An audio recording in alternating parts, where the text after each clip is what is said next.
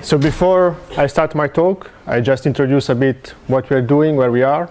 So we are part of the Swiss Institute Technology, EPFL, sorry, I say it in French, École Politique Fédérale de Lausanne. We are based in Lausanne, close to the University of Lausanne, close to the hospital.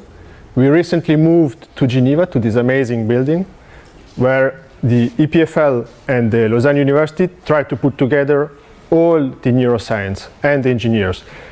The official aim was to put together these two faculties to facilitate the transfer from basic neuroscience to clinical and then to applications. We are also spread a bit in far away in Sion, still in contact with the hospital, to have access to patients and facilitate the transfer of the technology. So in the laboratory of Professor Blanke, we mainly study the body. How do I know this is my body and not the body from somebody else? It may sound a weird, silly question, but it's in fact very difficult how my brain knows that this is my arm. For instance, there are diseases that they neglect the arm or that they think that it's from somebody else. We try to manipulate this body consciousness to study consciousness itself and other aspects of the mind, like memory or pain and so on. In the laboratory, we are a team of neuroscientists, psychologists, engineers, medical doctors, and we try to put everything together to give the best and take the best from everyone.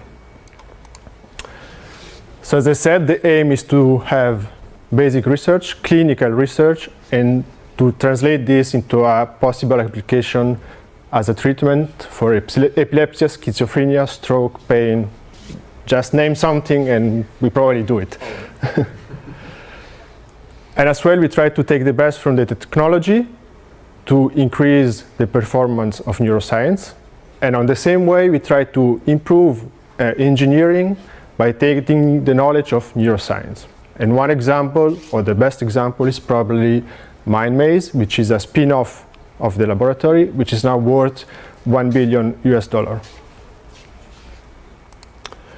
So today I'm going to talk about consciousness, especially altered state of consciousness like hallucinations, where in the brain hallucination occurs, or what must go wrong in the brain to have hallucinations, show you what we do as neurotechnology, and a short outlook for the future.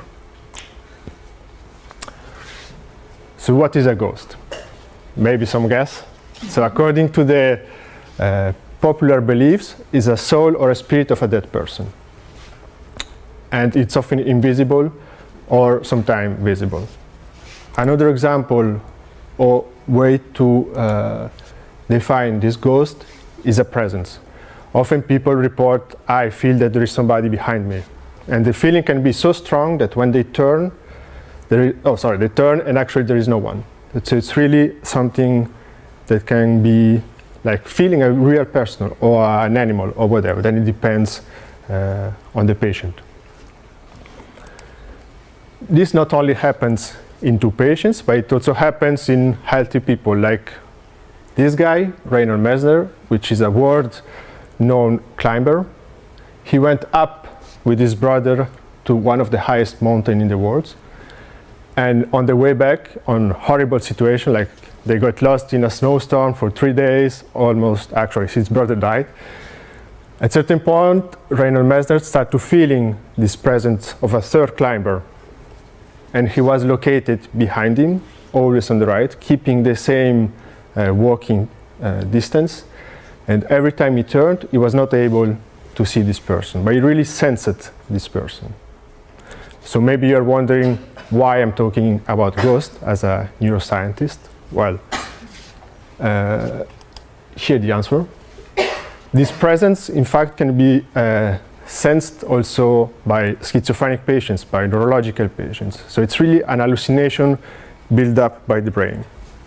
The first description was provided by William James in the 1902, and he was describing some of the symptoms.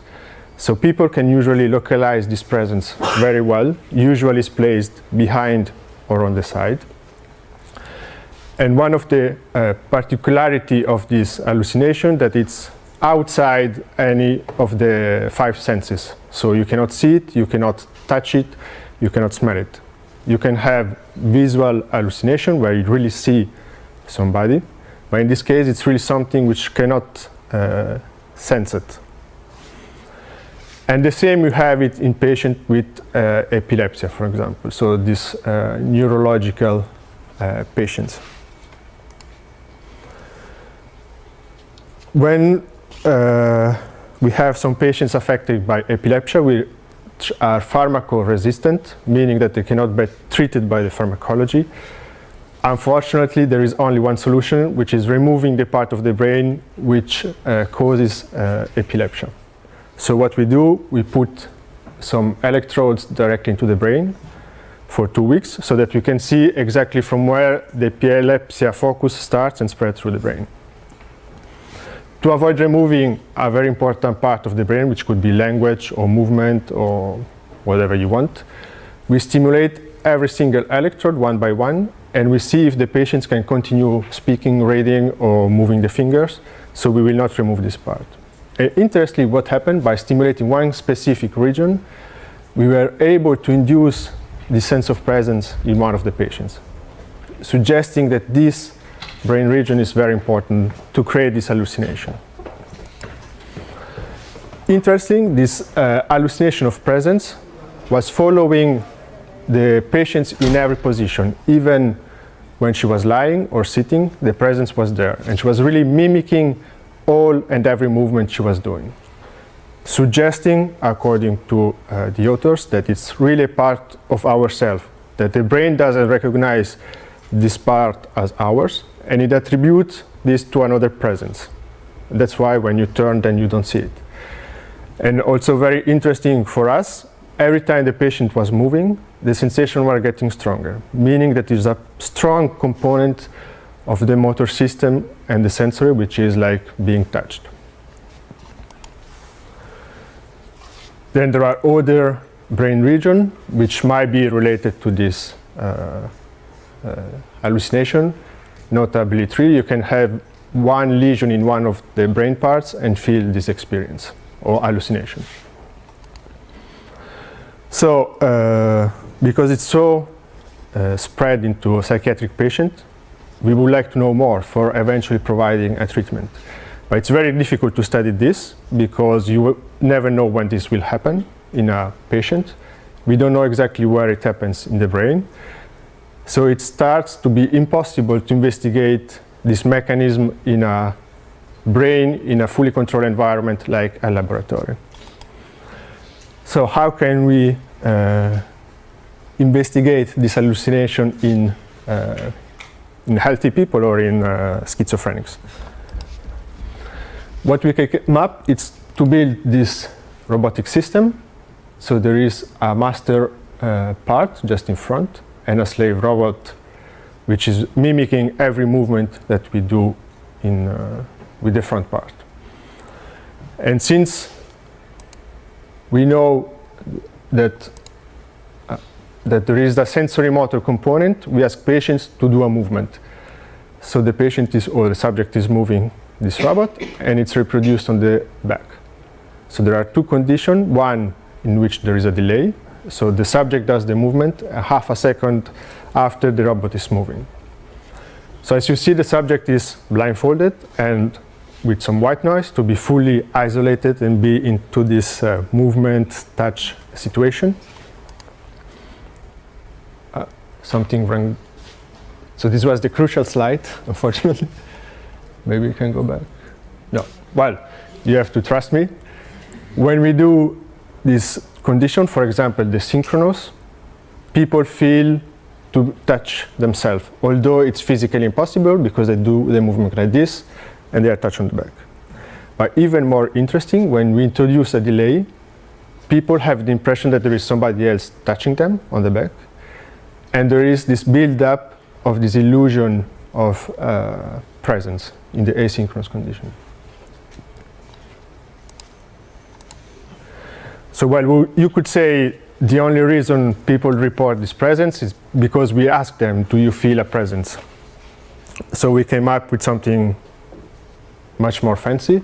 we put up a sort of show. The patient or the subject was seeing 4 people in the lab, then people left. We blindfolded and then the people left.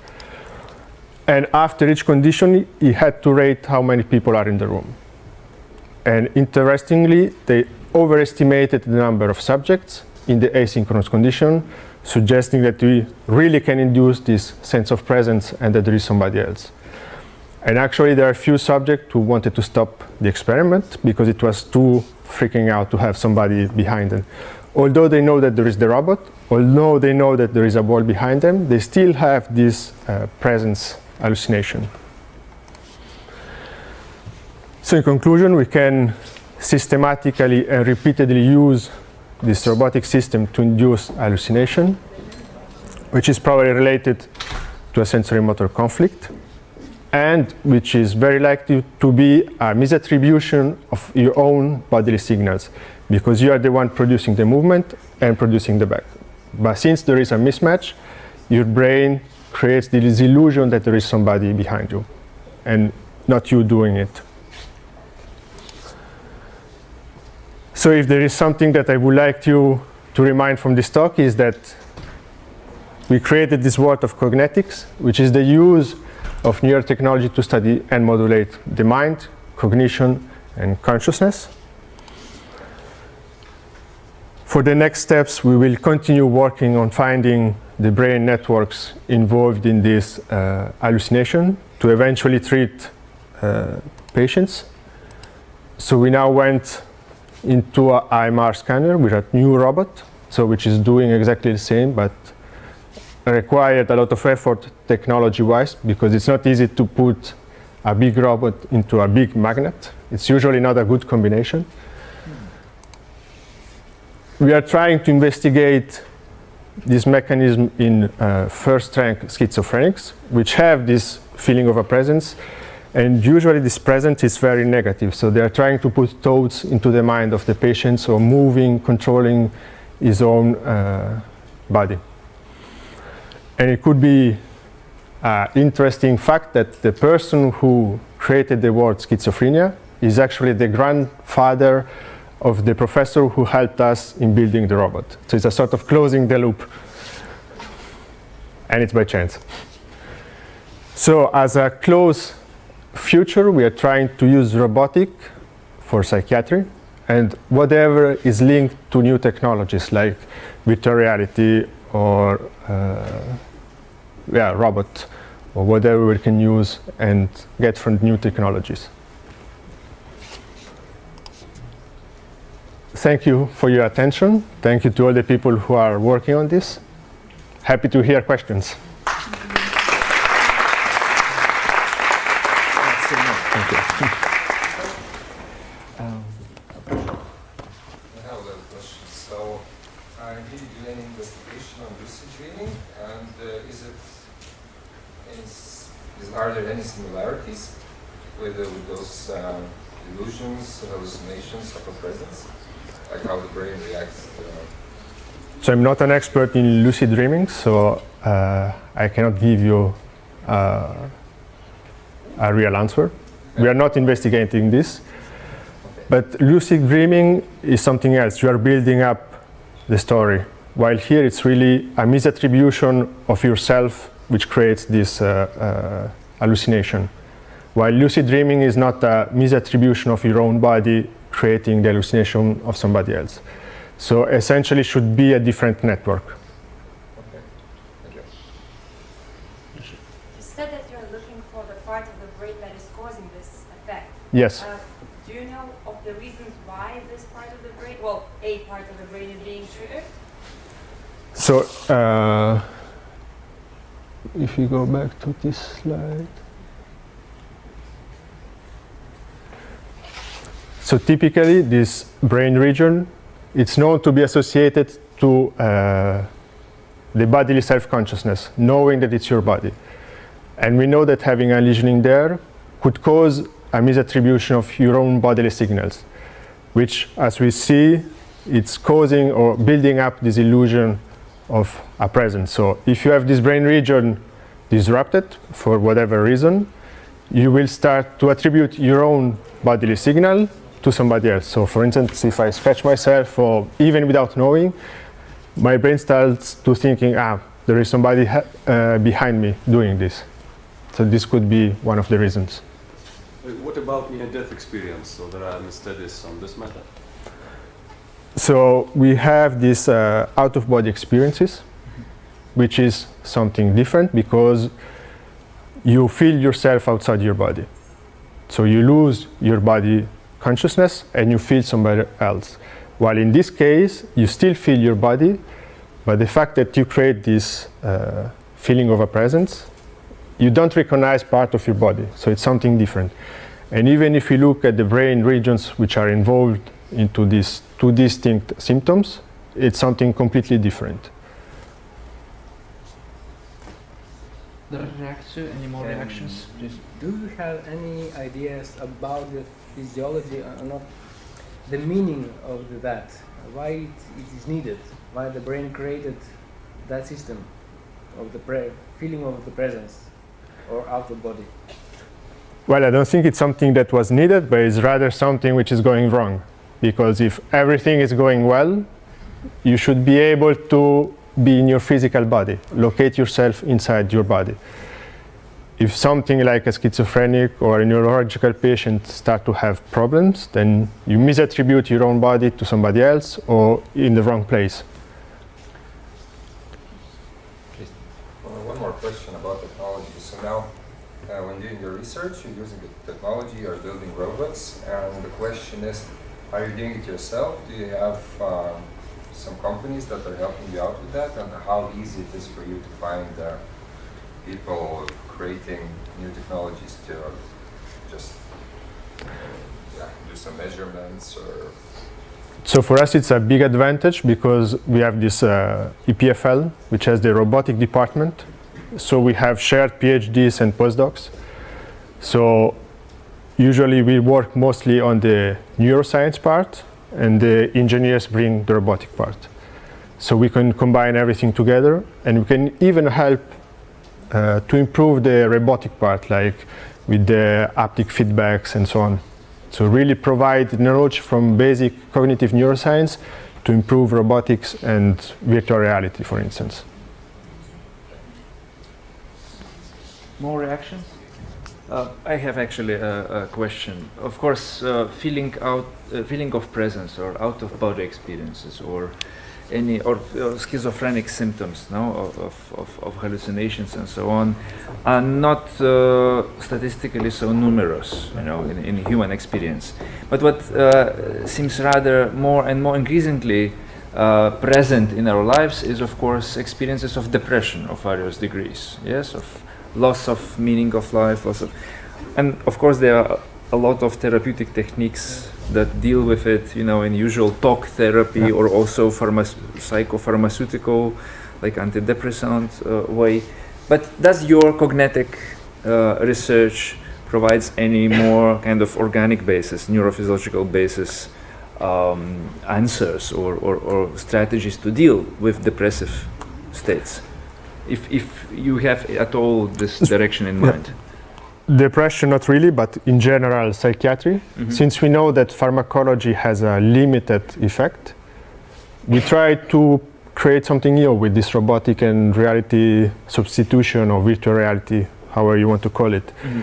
So we try to propose an alternative to pharmacology, which takes billions to invest to develop a new molecule, which at the end is probably not working. Mm-hmm. So we're trying to offer something new.